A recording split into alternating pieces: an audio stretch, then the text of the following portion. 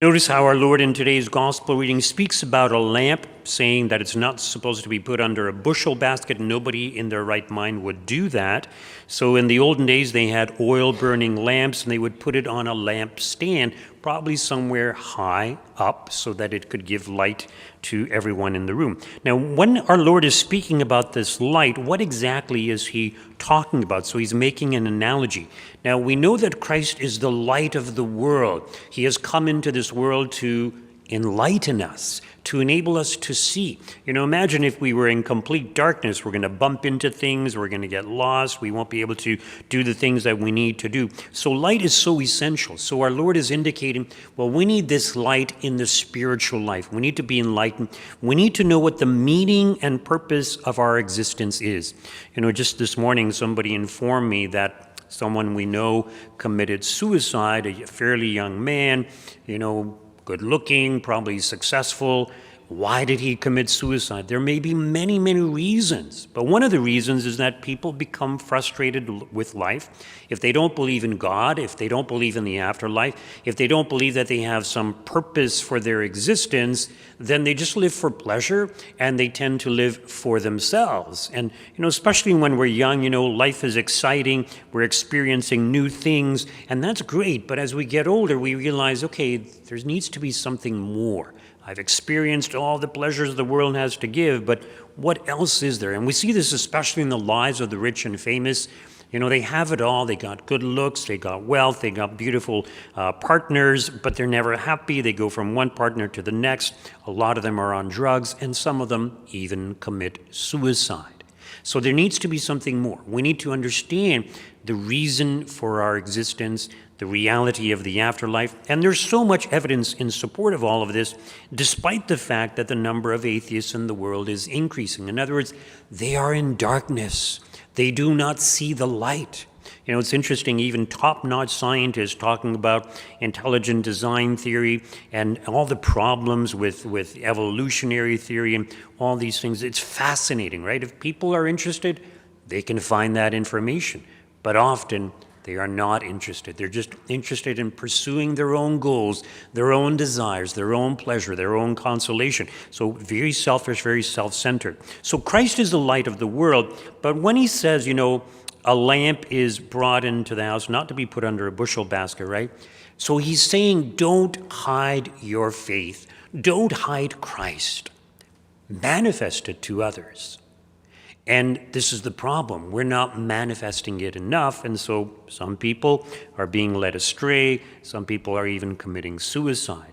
But you see, the other reality is that when we are baptized, we are enlightened by God. God actually enters into our souls. God dwells within us. We are united to God, and it's kind of like a light is turned on, a spiritual light. So we could say that we are kind of like a light bulb, a spiritual light bulb, which people can't really see, but you can notice it in certain ways. And of course, yes, we can separate ourselves from God through mortal sin. Luckily, we have the sacrament of confession, so we can receive that light or the life of God back into our souls. But we are called to shine that light upon others, not just the manifestation of our faith, but in other words, we are called to become more and more God-like, to be like God. So in other words, what is God like? Well, God is love. And God is self-giving, self-sacrificing. And when we do this, when we help others, when we care about others and not just ourselves, we find fulfillment, we find meaning, we find contentment, and we will be loved in return. And it's very, very rewarding to do that. This is one of the reasons why some people, they dedicate their lives to the service of God, because it appeals. They like the idea of serving others, serving God also. So we are called to do this, all of us. So we are kind of like a spiritual light bulb, right? And the extent to which we allow the light of Christ to shine through us, in other words, the extent to which we manifest kindness and goodness and love to those around us, the more God will give us of his light to enable us to do even more of that, which will enable us to be closer to God. So notice how he says, the measure you give will be the measure you get. So if the measure we give is abundant, we will receive a greater abundance. Notice how he says, but for those who have, more will be given, and from those who have nothing, even what they have will be taken away. So yeah, everybody has a certain amount of love, but if you don't really exercise it, if you don't practice it, you may end up losing all of it. So we need to put it into action. So we are like a spiritual light bulb, right? So I don't know a whole lot about electricity, but there's watts and volts and I don't know all that, but an easy way to understand, okay, if there's more electricity, let's say coming to a light bulb, the more it will shine brightly. The brighter it will be, the more light it will illuminate to everything around it, right? So the ideal is that we shine more and more light, and if we do, then God will send more of his love, of his grace, of his blessings to us to enable us to continue to do that good work.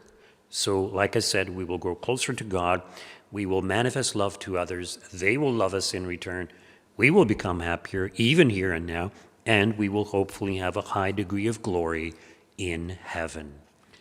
Just a reminder, we will have a memorial mass for Teresa Allery this Saturday at 11 a.m., and there will be a reception in the parish hall following that mass.